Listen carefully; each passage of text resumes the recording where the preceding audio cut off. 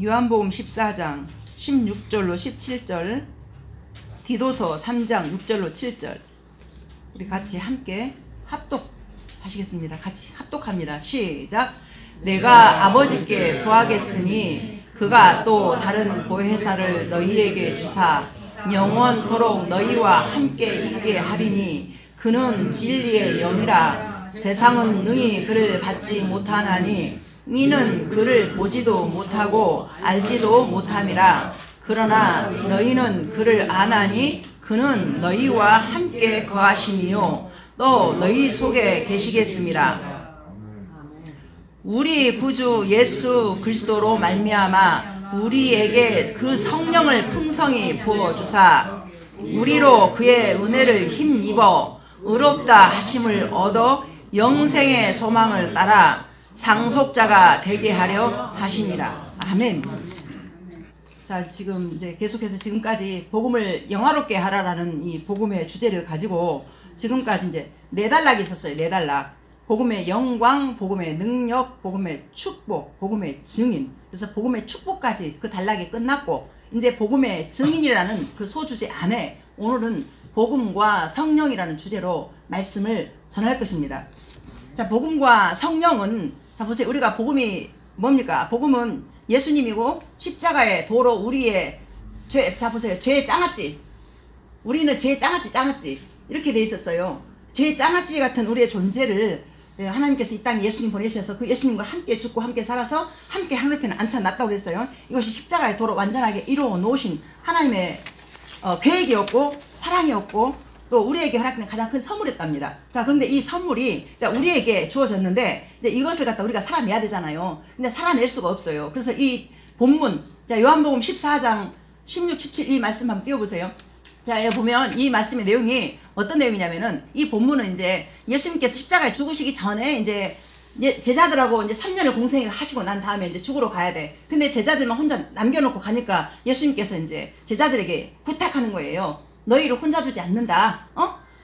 절대로 혼자 두지 않고 보혜사 성령을 보내겠다. 보혜사 성령 그가 이제 너랑 함께 해서 이렇게 진리로 이끌어 갈 것이다. 그런데 이 진리의 영이 이게 우리 속에 이제 있다라는 거. 지금 저 디도서 보세요. 자, 우리 구주 예수 그리스도로 말미암아 우리에게 성령을 자 풍성히 부어 주사 우리로 그 은혜를 힘입어. 자, 그 은혜, 예수님의 십자가 피에 그 은혜를 힘입어서 의롭다 하심을 얻어서 그 영생의 소망을 따라 상속자가 되게 하셨던 그 은혜를 이제 우리가 지금 이제 제가 앞으로 전할 말씀이 어떻게 살 것인가. 자, 어떻게 살 것인가. 성령님의 이제 도우심으로 자, 우리가 분명히 살아갈 것입니다. 아멘입니다. 자, 성령님이 누구냐. 자, 성부, 성자, 성령님이 계시는데 삼위일체 하나님이신데 이 성령님은 우리를 자, 예수님이 이 땅에 오셔서 구원 사역을 완전하게 마치신 다음에 올라가셨는데 내가 너희를 고아와 같이 버려두지 않고 성령을 보내겠다. 그래서 그것이 보혜사 성령님이에요. 그래서 우리를 진리로 이끌어 가는데 어디까지? 천국까지 그렇게 이끌어 가십니다. 그래서 이러한 내용으로 이제 계속해서 이제 전할 것인데요. 한번 거기에 이제 이 압축된 그 제 설명을 머릿속에 담으시고 한번 들어보십시오. 로마서 8장 3절 4절 보세요. 제가 읽겠습니다. 율법이 육신으로 말미암아 연약하여 할 수 없는 그것을 하나님은 하시나니 곧 죄로 말미암아 자기 아들을 죄 있는 육신의 모양으로 보내어 육신의 죄를 정하사 육신을 따르지 않고 그 영을 따라 행하는 우리에게 율법의 요구가 이루어지게 하려 하심이니라.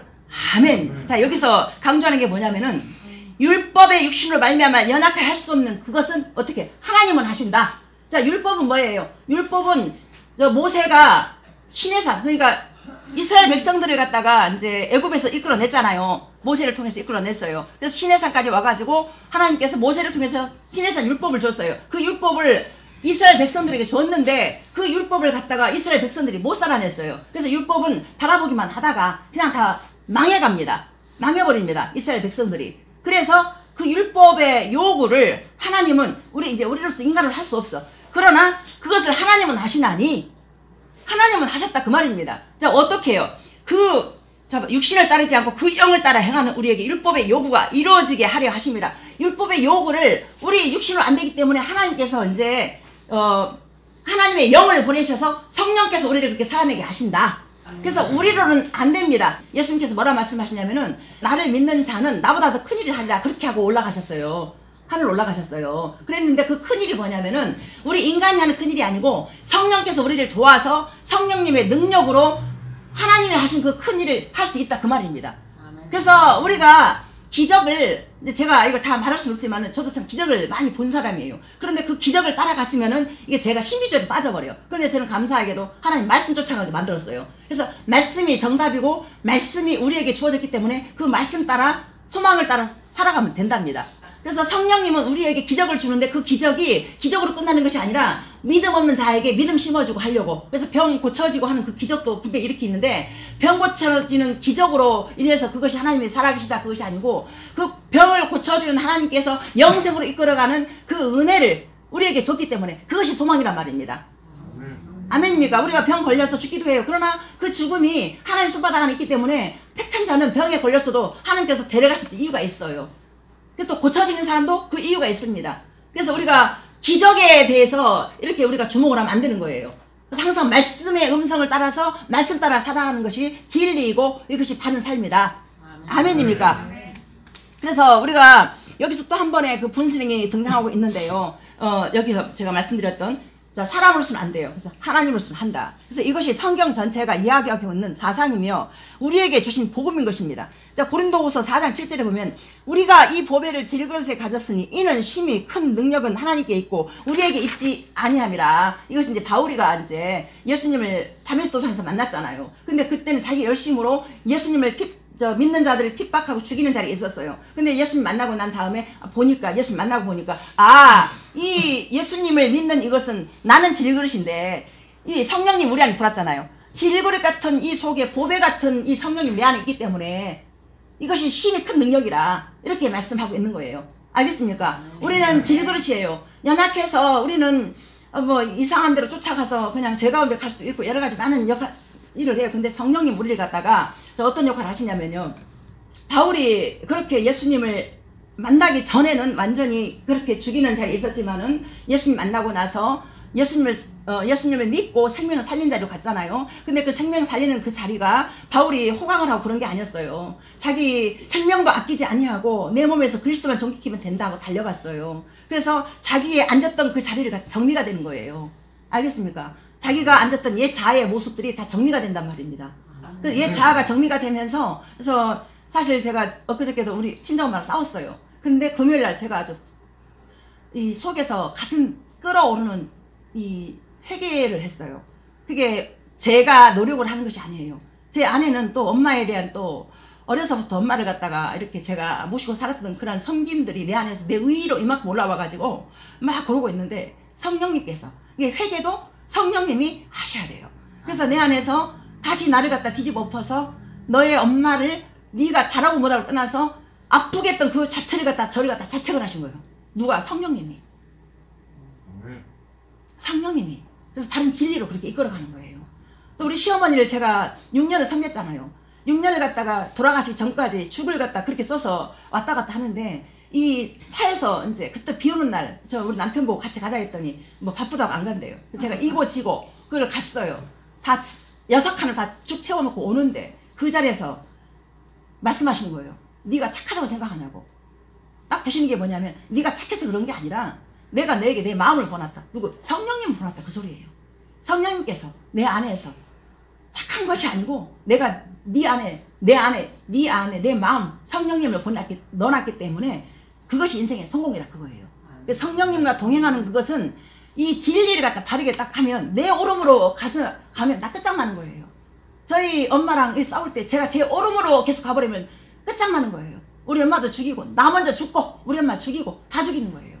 그래서 그때 그 순간은 막 너무 내가 힘들어서 와 하고 있는데 금요일날 금요예배 가운데 혼자서 막 통곡을 기도를 하는데 내 마음이 확 뒤집어져요. 그래서 그게 성령님이 나를 살리려고 주변을 살리려고. 그래서 진리의 말씀은 절대로 나를 이렇게 내가 예를 들어서 싸우잖아요. 그러면 그 싸우는 것으로 나를 이기는 하는 것이 아니고 나를 갖다가 그럼 엄마랑 같이 정해놓고 내가 엄마가 잘못했으니까 뭐 잃어버리면 내가 그럴 수 있잖아요. 근데 그 이김으로 끝나는 것이 아니라 나를 갖다가 그 밑으로 들어가서 죽이는 자리로 나를 살리더라 그 말입니다. 아멘입니다. 그래서 성령님을 모시고 하나님과 동행하는 사람은 주변이 정리가 되어지고 질서가 체계가 잡혀지는 것입니다. 부모를 부모로 알고, 남편을 남편으로 알고, 내 아내를 내 아내로 알고, 내 자녀를 내 자녀로 알고, 이웃을 섬길 줄을 알고, 내 주변이 이렇게 정리가 됩니다.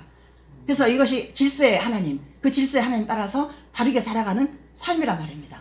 이게 성령님의 역할입니다. 그것이 성령님께서 우리 안에서, 그래서 이제 만약에 이제 성령님께서 예배 자리 있잖아요. 그러면은 기쁨을 주잖아요. 근데 예배 자리 가야 되는데 못 가. 그러면 어때요? 마음이 불편하잖아요.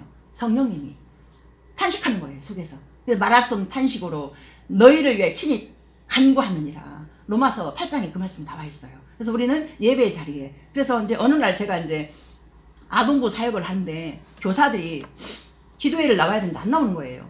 근데 그때는 아동부가 되게 컸어요, 영광교회에서. 교사들이 한 10대 명 되고, 아이들은 막 5, 60명 되고, 어느 때는 100명까지 나와요. 그랬는데 그 기도회를 하면서 기도해야 하나님의 능력과 그 마음으로 아이들을 감당할 것 같은데, 교사들이 기도회를 안 나와서 어느 날 제가 막 통곡을 하면서 기도를 해요. 하나님, 이거 어찌하면 좋겠습니까? 근데 저에게 하나님 지혜를 주신, 어떤 지혜를 주시냐면은 이렇게 말씀하셨어요. 이렇게 말을 하래요. 내 마음 안에 성령님이 가르쳐 주는 거죠, 지혜를. 순종하는 사람에게는 선물을 주는데 어떤 선물을 주냐? 기쁨이라는 선물을 줄 것이고, 불순종하는 사람에게는 벌을 주는데 어떤 선물을 줄 것이냐? 양심 찔림에 벌을 준대요. 그래서 그 얘기를 기도에 나오란 말도 안 하고 제가 그 얘기를 그대로 했어요, 교사들한테. 여러분들 기도회를 분명히 시작을 해야 되는데, 기도회를 하고 아이들을 맞이해야 될 것인데, 여러분 제가 기도했는데 이렇게 하나님 응답하셨습니다. 여러분 어떻게 하실 것입니까? 그랬더니 그 다음날 한 사람만 빼놓고 다 나왔어요, 교사들이. 기도회를 계속 했어요. 근데 맨 늦게 들어온 그 교사가, 딴 때는 그런 말도 안 하는 사람이 갑자기 오더니, 아이고 죄송해요, 그때 전도사 했을 때, 아이고 죄송해요, 전도사님, 죄송해요, 내가 차가 막혀서 어쩌고 아유 괜찮아요 하나님이. 그래서 여러분 기도에 참석하시는 거 어떻습니까? 다들 기쁨이 넘치는 거예요. 그래서 하나님께서 순종하는 순종의 자리에는 기쁨이 있고, 불순종의 자리에는 양심 찔림의 벌이 있는 거예요. 굳이 그래서 전도사나 누가 교사들에게 이렇게 뭐라 하지 않아도 어떻습니까? 이해가 갑니까, 그 말이? 그래서 하나님이 주신 가장 큰 선물 중에 뭐냐? 우리 안에 성령님이 진리를 이끌 때 따라가잖아요. 기쁨이 계속 따라오는 거예요. 평안이 따라오는 거예요. 그러나 그 자리가 아닌 비진리로 가잖아요. 내 안에서 양심 찔림이, 내가 이러면 안 되는데, 내가 이러면 안 되는데. 왜요? 성령님 탄식하는 거 속에서. 자, 그래서 보세요. 이제 우리가 지킬 수 없는 것을 보고 뭐라 하냐면 옛 언약이라고 합니다. 그리고 지킬 수 있는 언약은 새 언약이라고 합니다. 이것을 우리가 이제 구약시대를 통해서 한번 알아보겠습니다. 예레미야 31장 31절로 34절 우리 같이 한번 합독해서 한번 읽어보겠습니다. 시작. 그러나 그날 후에 내가 이스라엘 집과 맺을 언약은 이러하니 곧 내가 나의 법을 그들의 속에 두어 그들의 마음에 기록하여 나는 그들의 하나님이 되고 그들은 내 백성이 될 것이라. 여호와의 말씀이니라. 그들이 다시는 각기 이웃과 형제를 가리켜 이르기를 너는 여호와를 알라 하지 아니하리니 이는 작은 자로부터 큰 자까지 다 나를 알기 때문이라. 내가 그들의 악행을 사하고 다시는 그 죄를 기억하지 아니하리라. 여호와의 말씀이니라. 아멘. 자, 이 예레미야를 잠깐 제가 설명을 하면, 이 예레미야라는 선지자가 어느 시대에 있었냐면은 그 남유다에 이제 다 멸망해가는 과정이에요. 그래서 이제 마지막 왕이 요아스 아들의 아하시야 아들의 또 요야김 시드기야. 그래서 마지막 멸망에 가는 끝자락에서 이 예레미야에게 하나님께서 그 말씀이 임했는데, 이 백성들이가 이제 바벨론으로 들어가야만이 이것이 하나님의 음성인데, 이것을 이제 역으로 우리가 왜 일본이 쳐들어오면 싸워야 되잖아요. 근데 바벨론이 쳐들어왔는데 싸우지 말고 저들에게 항복하고 들어가라 이러니까 어떻게 예레미야는 그렇게 말씀한 하나님께 대해서 밀어내고, 또 그 메시지가 아니기 때문에 또 밀어내고, 막 계속해서 그렇게 되는 거예요.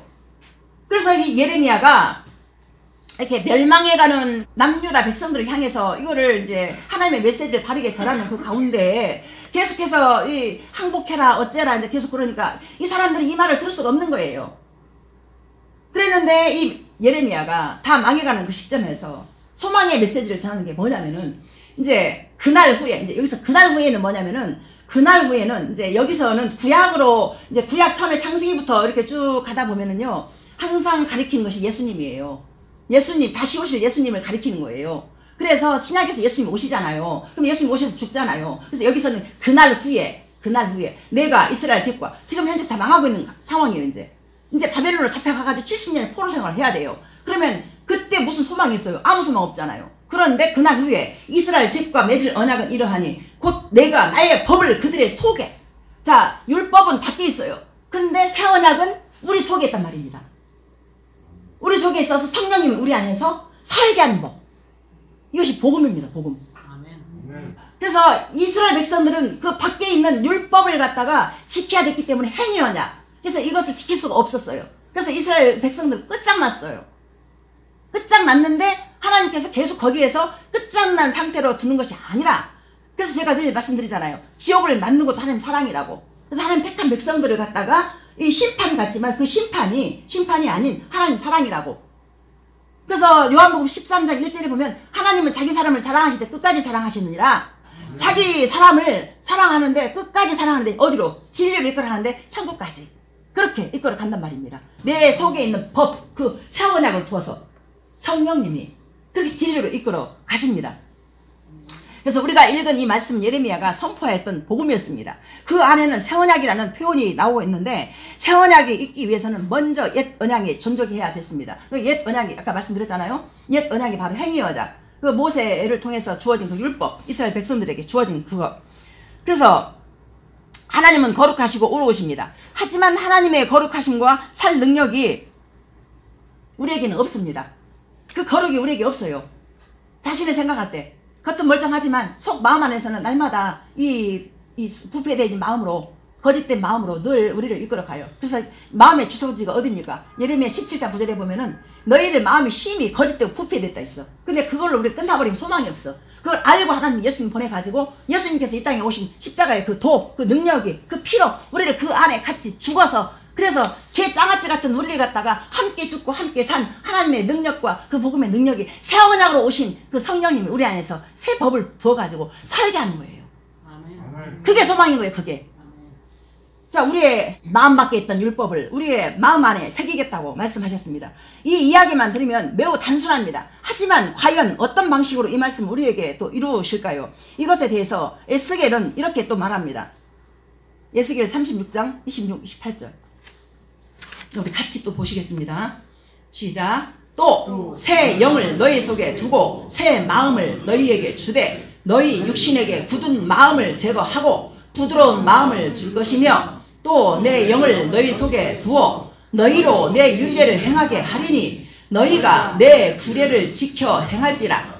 내가 너희 조상들에게 준 땅에서 너희가 거주하면서 내 백성이 되고 나는 너희 하나님이 되리라. 아멘. 자, 이 에스겔은 이제 예레미야는 이제 망해가는 직전에서 이렇게 메시지를 선포했다라면 에스겔은 뭐냐면은 이미 이제 망해가지고 끝장났어요. 그 에스겔도 저 바벨론으로 포로로 이제 잡혀간 상태예요. 그런 상태에서 이스라엘 백성들이 바벨론을 가가지고 이제 에스겔이 열심히 선포한 건 뭐냐면은 거기에 동화되지 말고 이제 이렇게 해서 너희들을 버린 것 같지만 버리지 않고 하나님께 이렇게 하신다라는 메시지, 소망의 메시지를 전하고 있는 거예요. 그래서 이스라엘 백성들 안에 새 영을 너희 속에 두고 새 마음을 너희에게 주되 너희 육신에게 굳은 마음을 제거하고 부드러운 마음을 줄 것이며. 저도 이제 목사로서 산전수전 다 겪은 사람이잖아요. 그런데 제 안에서 나도 모르게 엄마랑 한번 싸움하잖아요. 저도 무섭게 싸워요, 엄마랑.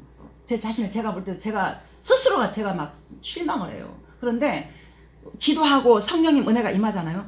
내 마음이 부드러워져요. 그러니까 성령님이 내 안에 없을 때는, 그러니까 성령님과 끝까지 계속 동행하면 될 텐데 이 세상 자체는 악하고 그 사단의 계략 안에 있기 때문에 우리가 잠깐만 방심하면 그 씨앗이, 악의 뿌리가, 씨앗이 우리에게 뿌려져 가지고 내가 악하게 되는 거예요. 근데 이것을 그대로 살면 우리는 그냥 끝장인 거죠. 다 아작나는 거죠. 그런데 기도의 자리에서, 말씀의 자리에서 있다 보니까 나를 돌아보고 내가 마음이 뒤집어지니까 내 마음이 부드러워지는 거예요. 아멘. 되어집니까? 그래서 어저께 그렇게 하고 그저께 그렇게 회의 터지고 토요일날 가서 엄마 손 잡고, 화가 날 때는요 엄마를 위해서 기도도 하고 싶지가 않아요. 진짜예요. 근데 내 엄마잖아요. 그리고 내가 내 엄마를 잃어버리면 안 되잖아요. 그러고 가서 또 엄마 손잡고 밥 챙겨드리고 또 기도해드리고 그러고 왔는데 나오면서 얼마나 눈물이 나오던지 그냥 일단 엄마를 마음을 앞에 한 거잖아요. 그래서 그걸로 인해서 그래서 제가 이제 제 마음을 이렇게 오늘 준비를 하면서도 맞다. 이게 굳은 마음을 제거하고 부드러운 마음을 줄 것이며 굳은 마음은 나만 옳다라는 그 오름이 굳게 되어 있는 거예요. 하나님이 주신 그 마음만 옳은 것이지 내 마음 틀린 거예요. 행동이 뭐 잘해서 옳고 못해서 틀리고 그게 아니라 하나님이 부어진 그 은혜가 우리 안에 들어왔을 때 부드럽게 되어지는 거예요. 그래서 품을 수 없는 사람을 그리고 사랑할 수 없는 사람을 이해할 수 없는 사람을 이해하게 되는 그 하나님의 마음 그 은혜가 내 안에 있어야 내 주변에 사는 거예요. 그래서 에스겔을 통해서 다시 또 반복되는 것은 내 영을 너희 속에 두어서 너희로 내 윤리를 행하게 하리니. 자, 그럼 율법은 못 지켜서 망했잖아요. 그러면 복음은 어떻게 해요? 우리 안에 들어온 새 언약 성령님은 너희 속에 두어서 행하게 해준대요. 그래서 너희 조상들에게 준 땅에서 너희가 거주하면서 내 백성이 되고 나는 너희 하나님이 되리라 그랬잖아요. 그러면 우리에게 허락된 이 은혜가 이미 이 땅에 오신 예수님이 사도행전 1장에 가서 보면은 예수님께서 공생애를 사신 이후에 이제 부활을 승천하십니다. 그리고 난 다음에 11절에서 보면 이 사람들이 놀래잖아요. 놀래서 이러고 한번 쳐다보고 있으니까 이렇게 말을 해요. 천사들이 두 개가 나타나갖고 너희 뭐 이렇게 놀래냐. 그 예수님은 너희가 올라간 대로 또 오리라. 그리고 난 다음에 이제 예수님께서 그랬거든요. 죽기 전에 너희들 예루살렘 떠나지 말아라. 그리고 보혜사 성령을 보낼 것이다. 그걸 베드로가 기억을 하고 120명이 모여가지고 그때 오순절을 했어. 기도를 합니다. 그때 성령님이 임해가지고 그때 2장에서 보면 베드로가 설교를 하는데 3,000명의 회개가 일어나가지고 다 돌아옵니다. 그리고 나서 성전 미문에 앉아있던 안전병이 예수님의 이름으로 나에게 은금 없어 일어나 걸으라 하니까 딱 일어나 버리고 이게 성령님이 그래서 너희들이 나를 믿으면 나보다 더 큰 일을 하리라. 그래서 베드로 원래 그런 사람 아니었어요. 베드로 믿음 없었어요. 예수님 3번이나 부인해버리고 그렇게 했잖아요. 그런데 성령님을 받아가지고 그렇게 그 일을 했단 말입니다. 왜? 하나님께서 에스겔을 통해서 약속한 너희 속에 내 영을 주겠다. 너희 심령에 굳은 마음을 제하고 부드러운 마음을 줄 것이다. 그 은혜가 바로 성령님의 역사인 것입니다. 자, 진리 자체이신 하나님의 영이 우리의 심령에 오셔서 우리로 하나님의 말씀을 따라서 살게 하신 것입니다. 예레미야, 에스겔 그리고 모든 구약의 선지자들이 꿈꾸고 바라던 약속, 무슨 약속이었습니까? 바로 성령을 주신다는 약속이었던 것입니다. 그래서 복음과 성령. 자, 복음을 우리가 받았어요. 그럼 복음을 어떻게 살 것인가? 성령님이 우리 안에 들어와야 살아낸다 그 말입니다. 성령님을 받아야 되는데 그 받는 방법은 다른 것이 아니에요. 말씀 읽고 기도하는 그 자리에 있어야 되는 거예요. 말씀 읽고 기도. 이게 제가 말씀드리는 게 제가 어디 무슨 기도원에 가서 어디 가서 저 은혜 받지 않았어요. 골방에서 은혜 받았어요. 골방에서. 그래서 제가 늘 강조하잖아요. 말씀을 조용히 아무도 보지 않는 데서 하나님 보시고 있으니까 말씀을 창세기서 계시록까지 모든 말씀을 끝까지 다 보시고 그리고 기도를 하시라. 그러면 하나님께서 그 마음 안에 부어지는 은혜가 있어요. 그래서 우리 지금 김인진 성도님 다니엘 기도에 계속 지금 몇 번 안 빠지고 나오셨어요. 오실 때마다 우시고 오늘을 받아. 그러면서 일주일에 한 번씩 전도하시겠다고 그랬어요. 이거는 시켜서 하는 것이 아니고 진짜로. 그러면서 본인이 50명을 채워놓겠대요. 그래서 믿음으로 아멘 했어요. 아멘 했어요. 근데 하나님이 주신 상이 다른 게 아니에요. 형통한 복도 주시고 다 주시겠지만은 마음 안에서 세상이 주지 않는 기쁨과 평안이 있어요. 그 안에. 이 마음에 들어온 이 새 언약 성령님이 우리 안에서 기쁨과 감사로 구름 위를 걷게 만들어요. 하나님 일을 하게 되면. 그래서 그 은혜가 우리 김인진 성도님 안에서 떠나지 않기를 축복합니다. 아멘. 그래서 존재적 개인으로 이룰 수 없는 이 일을 이루시기 위해서 즉 우리는 복음대로 살 수 있도록 하시려고 내주하시는 성령님을 우리에게 보내겠다고 약속하셔서 이미 보내주셨습니다. 사도행전 2장 16절 보면 이는 곧 선지자 요엘을 통해서 말씀하신 것이라. 또 17절에 내가 내 영을 모든 육체에 부어주리니 너희의 자녀들은 예언할 것이요 너희의 젊은 이들은 환상을 보고 늙은 이들은 꿈을 꾸리라. 자, 이 말씀이 요엘서 2장 28절 29절에 있어요. 제가 다시 읽을게요. 그 후에 내가 내 영을 만민에게 부어주리니 너희 자녀들이 장래일을 말할 것이며 너희 늙은이는 꿈을 꾸며 너희 젊은이는 이상을 볼 것이며 그때 내가 또 내 영을 남종과 여종에게 부어줄 것이며. 자, 이 말씀이 사도행전 그 2장에서 이루어졌다 그 말씀입니다. 지금 이 말씀이 이 구약이잖아요. 사도행전 신약이잖아요. 거기서 이루어졌단 말입니다. 그래가지고 그 영을 받아가지고 그렇게 베드로가 성령님의 능력으로 3,000명이나 그냥 다 회심시키는 그 일이 있었습니다. 그래서 우리 죄인의 심령에 어떻게 성령이 오시는가? 그렇게 항상 이러한 약속에는 조건이 붙는 이유가 있습니다. 그날 후에 말세, 그것은 거룩하신 하나님 성령께서 사람의 마음 안에 내주하셔도 전혀 문제없을 만큼 죄의 문제가 완전히 해결된 그 일 말입니다. 우리 죄의 문제가 해결됐을 때 성령이 온다 그 말입니다. 그럼 우리가 죄를 안 져서 죄를 해결하냐? 아니에요. 죄를 안 져서 죄를 해결하는 게 아니라 예수님을 믿는 믿음이 십자가의 도가 완성된 그 은혜 안에 우리가 들어가서 기도하잖아요. 그러면은 그 안에 들어가는 그 자체가 죄가 없어지는 거예요. 그러니까 우리는 죄를 지을 수밖에 없어요. 근데 우리가 죄를 참고 안 짓고 뭐 술도 막 참고 뭐 이상한 자리도 안 가고 이러면서 참아. 근데 내 마음 안에서는 막 끊임없이 뭔가 올라오잖아요. 여기도 가야 되는데 저거도 가야 되는데 그러잖아요. 근데 성령님이 딱 오잖아요. 그러면은요 단박에 다 해결되는 거예요. 자, 그 은혜를 입어서 살아가야, 그 능력으로 살아가야 내가 세상 이겼다. 너희는 담대하라. 내가 환난 당할 것이다. 그러나 담대하라. 내가 세상 이겼다. 이것이 이제 예수님이 이겼다는 거예요. 세상을 이겼다. 아멘입니까? 아멘입니다. 그래서 우리 죄인의 심령에 어떻게 성령이 오시는가? 그렇게 항상 이러한 약속에는 조건이 붙는 것을 볼 수 있었습니다. 자, 만약 이러한 조건이 없이 주님이 오시면 우리는 멸망했을 것입니다. 지성소에 나아가는 그것도 대제사장 없이 나아갈 상상조차 할 수 없었던 시대였기 때문에 이 예언이야말로 하나님이 친히 약속하신 새 언약이었던 것입니다. 자, 그렇다면 새 언약의 약속에 대해서 복음의 사도 바울은 어떻게 말씀하고 있을까요? 고린도후서 3장 6절 보시겠습니다. 그가 또한 우리를 새 언약의 일꾼 되기에 만족하게 하셨으니 율법 조문으로 하지 아니하고 오직 영으로 함이니 율법 조문은 죽이는 것이요 영은 살리는 것이니라. 아멘입니다. 자, 율법은 우리를 죽여 못 지키기 때문에. 왜냐하면 율법을 지키려고 하면 자꾸 정죄감 때문에 내가 죽는 거예요. 그런데 복음은, 하나님이 성령은 우리를 갖다가 자유함을 주세요. 자유함을 주세요. 자, 율법의 직분은 죽이는 것이지만 영의 직분은 우리를 다시 살리시는 것입니다. 우리는 새 언약의 일꾼입니다. 그 새 언약의 중심이 무엇입니까? 바로 복음인 것입니다. 살아낼 수 있도록 내주하시는 성령님이 우리 안에 있는 것입니다. 로마서 8장 26절에 보면 성령께서 우리의 연약함을 도우시나니, 로마서 8장 20절에 나와 있어요. 성령께서 우리의 연약함을 도우셔서 친히 간구하신다고 그랬어요. 로마서 8장 26절. 자, 결론을 맺습니다. 옛 언약은 실패하고 절망하고 있을 때에 새 언약을 허락하셔서 성령님의 도우심으로 복음을 살아내게 하셨습니다. 즉 진리의 영이신 성령님께서 우리 안에 친히 내주하시면서 구원에 이르도록 새하늘과 새 땅까지 이끌어 가시는 것입니다. 자, 우리가 이 땅의 잠깐입니다. 하나님 나라는 영원합니다. 영원한 하나님 나라에 우리가 모두 가서 함께 그곳에 살아야 되지 않겠습니까? 자, 고린도후서 3장 17절. 주는 영이시니 주의 영이 계신 곳에는 자유가 있느니라. 이 자유는 방종이 아닌 것입니다. 이 자유는 진리 속에 붙들린 자유. 그래서 하나님이 이끌어 가신 대로 살아가는 삶. 빌립보서 2장 13절에 보면은 너희 안에 행하신 이는 하나님이시니 자기의 기쁘신 뜻을 위하여 너희에게 소원을 두고 행하게 하시나니. 우리 마음 안에 전도의 마음 줬잖아요. 자, 이것을 성령님이 우리 안에서 그 마음을 주셨다라고 믿음으로 취하시고, 그래서 자기의 기쁘신 뜻대로 행하게 하시나니. 하나님께서 전도하는 것을 가장 기뻐하십니다. 그래서 그 전도의 자리에 계속해서 하신다라면 아마 우리 성도님을 통해서 큰 기적이 일어날 것입니다.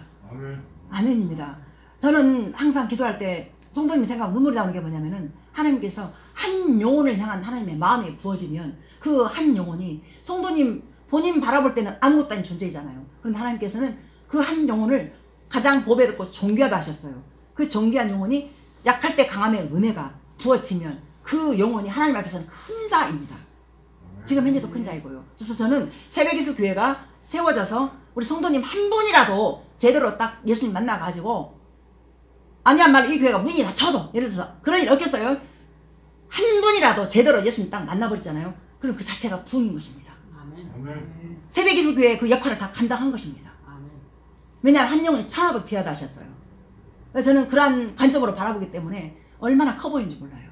너무 감사합니다. 그래서 그 은혜가 식어지지 아니하고 하나님 나라 가는 그 순간까지 하나님 앞에 붙들려서 한번 살아보시길 바랍니다.